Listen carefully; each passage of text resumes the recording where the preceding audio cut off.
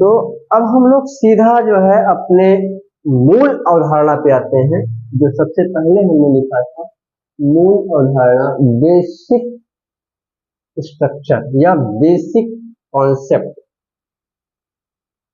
है ना।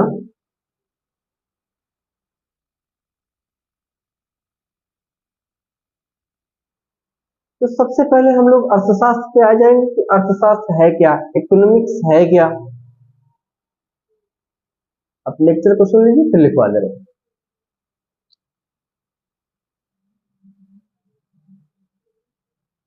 Adam Smith नाम सुना है? सुन लीजिए, नहीं सुना है।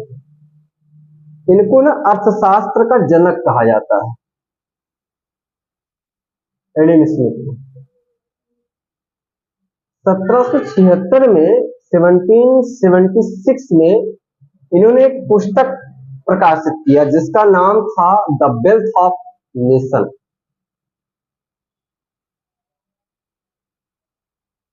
उन्होंने उस अर्थशास्त्र में, उस पुस्तक में धन का विज्ञान कहा, या अर्थशास्त्र को क्या कहा, धन का विज्ञान कहा।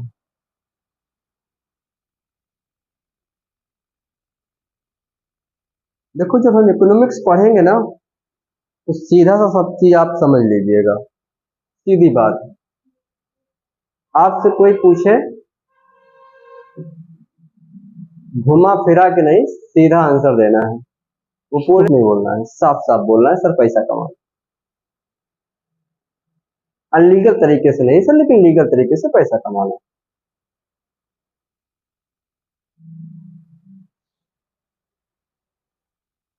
आप दरोगा बन जाओगे, बोलोगे दरोगा बनना चाहते हो, क्यों बनना चाहते हो, सर पैसा कमाना।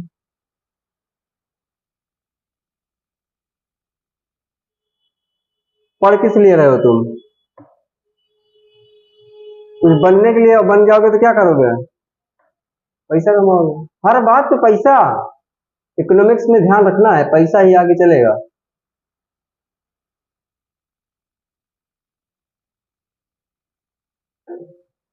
पैसा पैसा क्यों करती है, पैसा के लगा दूं ढेरी है, जब तू हो जाए मेरी। लेकिन नहीं, पैसा। ठीक है ना। एडम स्मिथ ने 1776 में जो पुस्तक को प्रकाशित किया जिसका नाम था द वेल्थ ऑफ नेशन, उसमें अर्थशास्त्र को धन का विज्ञान कहा। कि जो इकोनॉमिक्स है ना, जो इकोनॉमी है, ये धन, ये वेल्थ ऑफ साइंस है, धन का विज्ञान है ये। ठीक है, चीजें याद रहेंगी ना थोड़ा बहुत तो, नहीं रहेंगे लिखवा लेंगे। और कहा उन्होंने, पूंजी सृजन पर जोर दिया।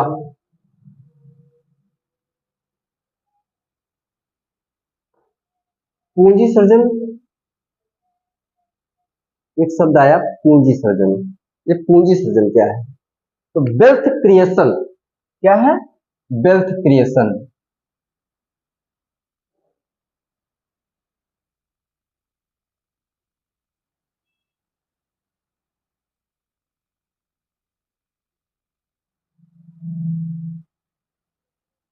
और इस पर जोर दिया।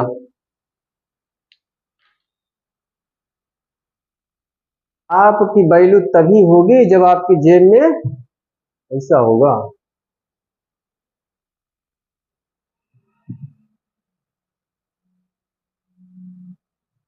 ठीक है ना।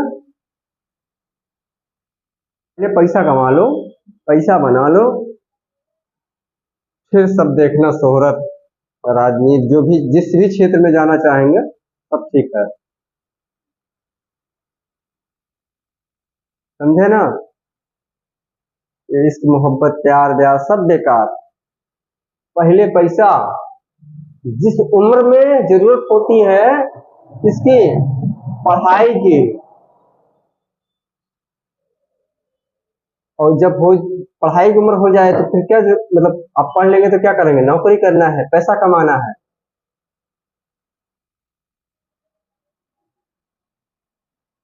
तो आप भटकाव में रहेंगे, भटकाव की स्थिति में रहेंगे। पैसा हमेशा नहीं पाएंगे, आप समझे रहना। 40 साल के हो जाएंगे, नौकरी थोड़ी मिलेगी,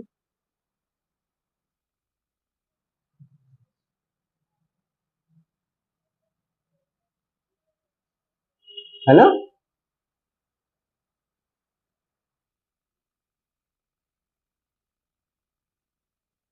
इसलिए पैसा बहुत जरूरी है भैया, पूंजी सृजन पर जोर दिया उन्होंने। लड़का चाहे इतना काला हो, बदसूरत हो, नौकरी हो, लड़की खूबसूरत मिलेगी। सृजन पर जोर दिया। और उन्होंने कहा कि अर्थशास्त्र वह विषय है जो सेवा और वस्तु के उत्पाद या उपभोग या वितरण संबंधी प्रक्रिया का अध्ययन किया जाता है। एक चीज और कहा, जो अर्थशास्त्र है ना, वो वस्तु है जो किसी उत्पाद, वितरण संबंधी जो प्रक्रिया है, सेवा है, वस्तु है, इसको अध्ययन किया जाता है। वस्तु को, सेवा को और वितरण संबंधी प्रक्रिया को भी अध्ययन किया जाता है।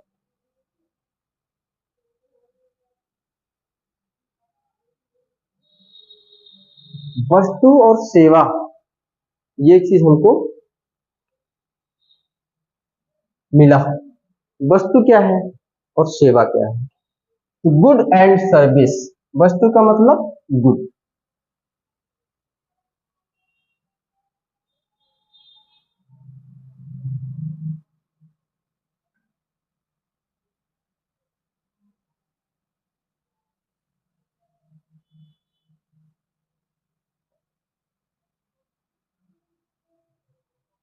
उन्होंने कहा भाई कि जो अर्थशास्त्र है ना, ये वह वस्तु है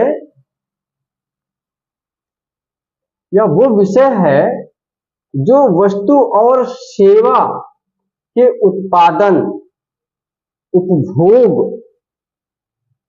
और वितरण संबंधी विषयों पर अध्ययन किया जाता है।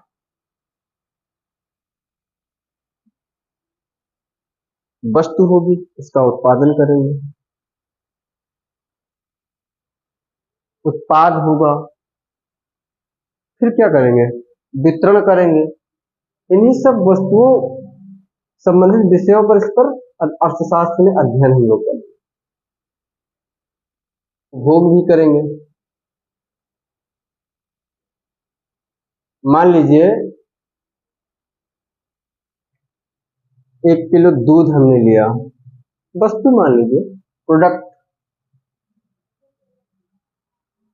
हमने दूध में चीनी मिलाया, कुछ मिलाया, मिठाई तैयार किया, तो जो तैयार हुआ क्या हुआ? उत्पाद हुआ, प्रोडक्ट हुआ,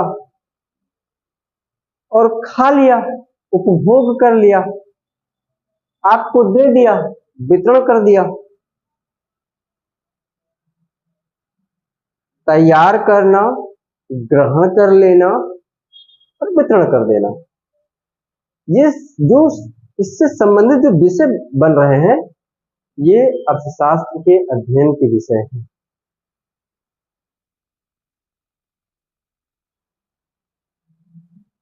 तो वस्तु और सेवा क्या है? तो नेक्स्ट हमारी जो हेडिंग होगी, वस्तु और सेवा। अभी लिखना नहीं है, अभी तो हम लिखवा रहे हैं, अभी आप सुनते जाइए। ये वस्तु और सेवा क्या है भाई? Goods and service. वस्तु क्या है? ये क्या है? वस्तु है।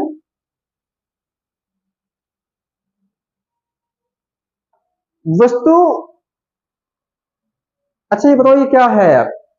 इसको देख पा रहे हो नहीं देख पा रहे हो? देख पा रहे हो। तो वस्तु दृश्य होती है, दिखती है, और इसका बाजार मूल्य होता है। होगा नहीं है? कितने रुपए की होगा? होगा।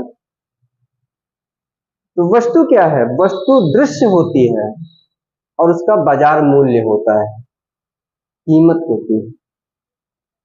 ये वस्तु है लेकिन इसकी कोई कीमत नहीं है तो ये वस्तु नहीं कहलाएगी।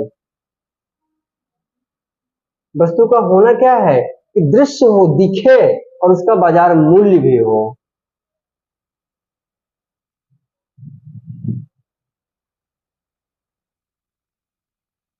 है ना।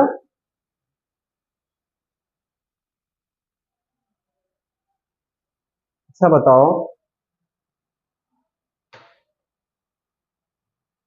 आप अभी घर जाओ, मान लो घर गए, किसी से कहा भैया मुझे जो है चलो बैग दे दो, मेरे पास बैग नहीं है, बैग दे। उसको कहा ले लो, आपने ले लिया, अब चल दिए, वो भी कुछ नहीं बोला, आप भी कुछ नहीं दिए, वो भी कुछ नहीं लिया। अब बताओ ये बैग क्या है, ये वस्तु कहलाएगी? नहीं, क्योंकि इसका कोई मूल्य आपने नहीं दिया।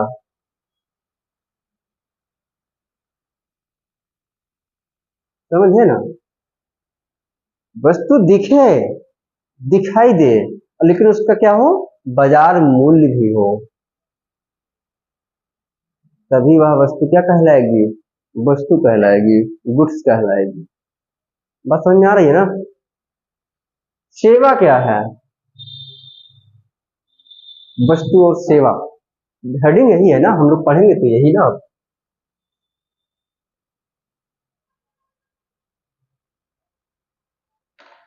सेवा क्या है, सर्विस क्या है,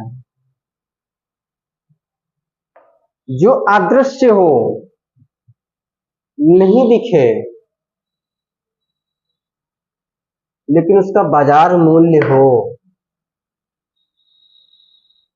मैं आपको पढ़ा रहा हूं, दिख रहा है, सेवा दिख रही है मेरी, कहाँ दिख रही है भाई, सेवा दिखती कहाँ है, अदृश्य होती है। मैं कुछ तुमको दे थोड़ी ना रहा हूँ, कहाँ दे रहा हूँ, दे रहा हूं लेकिन वो अदृश्य है, दिख नहीं रही है, जो नहीं दिखे, समझे ना, दिखने दिखे नहीं, दे तो रहा ही हूं लेकिन दिख नहीं रहा है। आंखों से दिखना चाहिए, उसके एवज में क्या मैं ले रहा हूं आपसे, किस ले रहा हूं, तो बाजार मूल्य है कि नहीं है, इसी को हम लोग सेवा कहेंगे।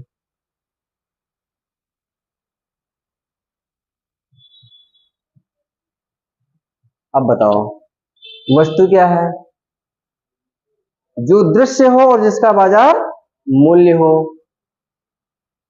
है ना। सेवा क्या है, जो अदृश्य हो और उसका भी सेवा मतलब बाजार मूल्य हो। बोलो, इसको याद हो गया, हो गया याद, बस यही तो लिखना है।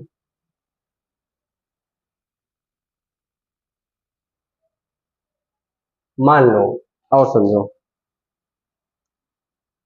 मैं यहां से घर जाता हूं,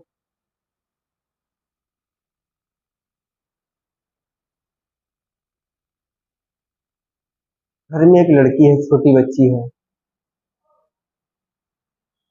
बहन है मेरी भाभी। मम्मी ने कहा कि तुम वहां जाके पढ़ाते हो, थोड़ा सा इसको भी पढ़ा दो। हमने कहा हाँ हाँ निकालो किताब निकालो, पढ़ा देते हैं तुमको। मैंने उसको पढ़ाया, है ना, और जब पढ़ ली वो, तो बैग उठाई वो जाने लगी, मैंने कहा ओए ओए ओए सुन, क्या ऐसा, तो बोली अच्छा, चलो भाई मम्मी से बता रहे हैं तुम्हें पैसा मांगे। मम्मी आई बोली, मैंने कहा भाई मैंने पढ़ाया है, पैसा दीजिए, तो बोली रुक, अभी हम भी पैसा बताते हैं। डायरी निकाली, बोली जब तू पैदा हुआ था ना, तो हॉस्पिटल से लेकर के अब तक का इतना हुआ है, चलो उसमें से उतना काट ले, बाकी मुझे दे। मेरे कहने का मतलब मैं वहां भी पढ़ाया हूँ। अब वो बताओ क्या है, वो सेवा है? मैंने वहां भी पढ़ाया है, वो सेवा कहलाएगी? नहीं कहलाएगी, क्योंकि मैंने उसका पैसे नहीं लिया उससे, बाजार मूल्य नहीं है। सेवा दी मैंने, अदृश्य है, लेकिन मुझे क्या नहीं मिला? पैसा नहीं मिला। यहाँ पढ़ाया, आपसे मुझे क्या मिला? पैसा मिला।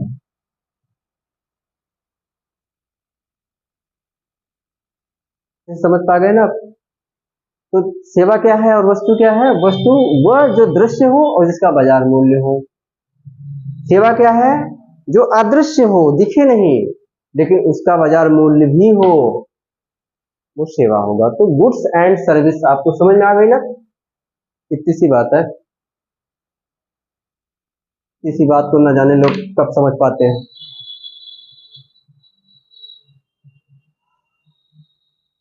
बात समझ आई ना? बाद में एक अर्थशास्त्री थे, मार्शल।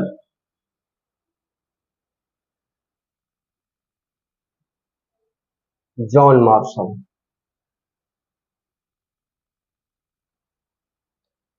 इन्होंने अर्थशास्त्र को लोक कल्याण के रूप में परिभाषित किया।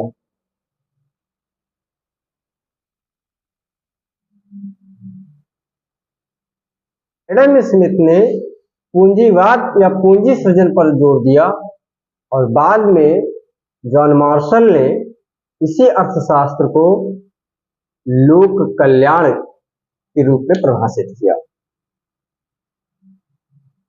पब्लिक वेलफेयर, लोक कल्याण। देखिए, हम लोग अंग्रेजी का भी थोड़ा बहुत ध्यान रखेंगे। लोक कल्याण, पब्लिक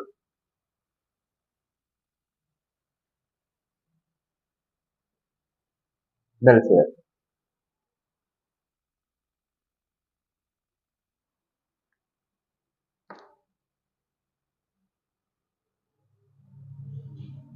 अर्थशास्त्री रॉबिन्स ने, एक और अर्थशास्त्री है रॉबिन्स, रॉबिन्स ने अर्थशास्त्र को सीमित साधन के रूप में परिभाषित किया। कहा कि अर्थशास्त्र जो है ना, वो सीमित साधन होना चाहिए।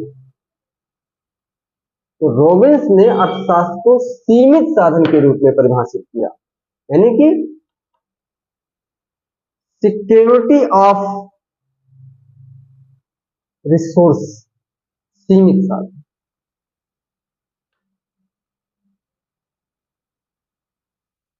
मतलब क्या है कि रॉबिन्स के अनुसार अर्थशास्त्र को, या अर्थशास्त्र वह विषय है जहां सीमित साधनों के आधार पर वैकल्पिक साधन असीमित आवश्यकताओं के संदर्भ में मानव व्यवहार कहा जाता है। अभी आपको समझा दे रहे हैं कि बात क्या है। समय खैर बहुत निकल रहा है, लेकिन समझा देंगे। रॉबिन्स ने कहा कि, या रॉबिन्स ने कहा कि जो अर्थशास्त्र है, या अर्थशास्त्र को उन्होंने सीमित साधन के रूप में परिभाषित किया। सीमित साधन क्या है? मान लीजिए आपके पास सीमित साधन है, सीमित वस्तु है, बहुत ज्यादा नहीं है। मान लीजिए आपके पास, मैं आपको ऐसे समझाऊं, मान लीजिए आपके पास 100 रुपए है। बिल्कुल 100 से 101 रुपए नहीं है, 100 ही रुपए ही है, सीमित है।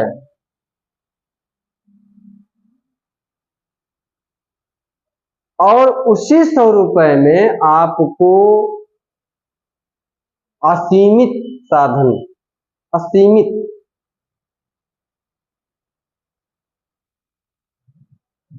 चीजों को प्राप्त करना है। चलो देखो करना क्या क्या है। आपको उसी 100 रुपए में से पिक्चर देखना है, मान लो।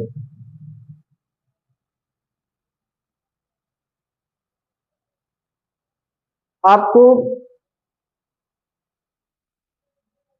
बर्गर पिज्जा खाना है,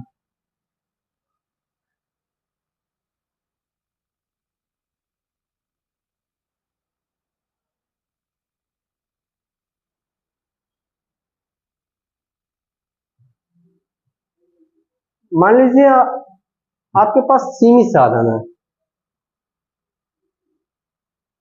100 रुपये है आपके पास और आपकी आवश्यकताएं बहुत हैं। आपको मूवी भी देखनी है, आपको पिज्जा बर्गर भी खाना है, और आप जाएंगे किससे? ट्रांसपोर्ट से ही जाएंगे ना, साधन से ही जाएंगे। रोबिन्स ने इसी को डिफिनेशन किया, एक्सप्लेन किया।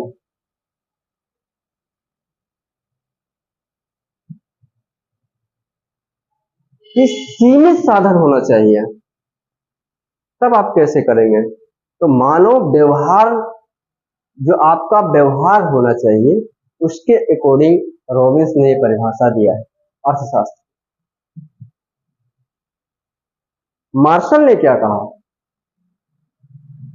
मार्शल कहते हैं कि आपके पास मान लीजिए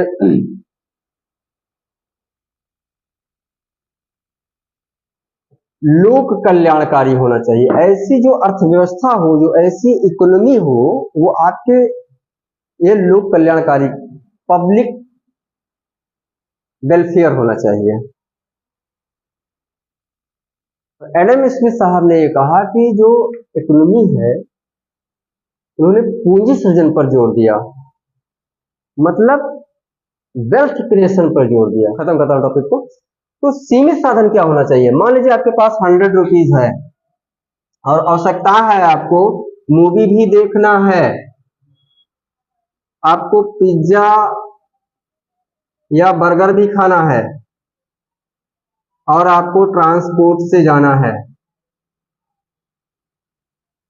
बस समझ आई?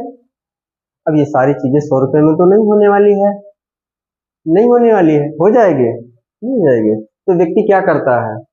अपने व्यवहार में चेंजिंग ला देता है, करेगा सारी चीजें वो, है ना?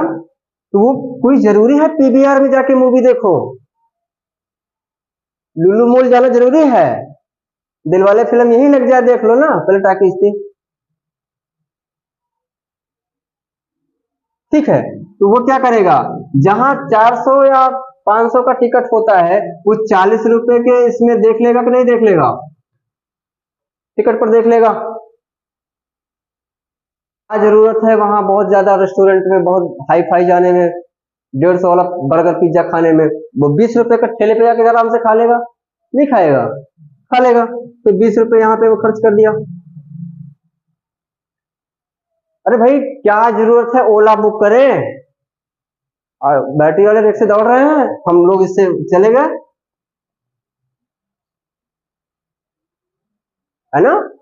अब देखिए, मेरा इसी 100 रुपए में सारी चीजें हो गई, मेरी सारी आवश्यकताओं की पूर्ति हो गई, और सीमित साधन होते हुए भी। इसी को रॉबिन्स ने एक्सप्लेन किया।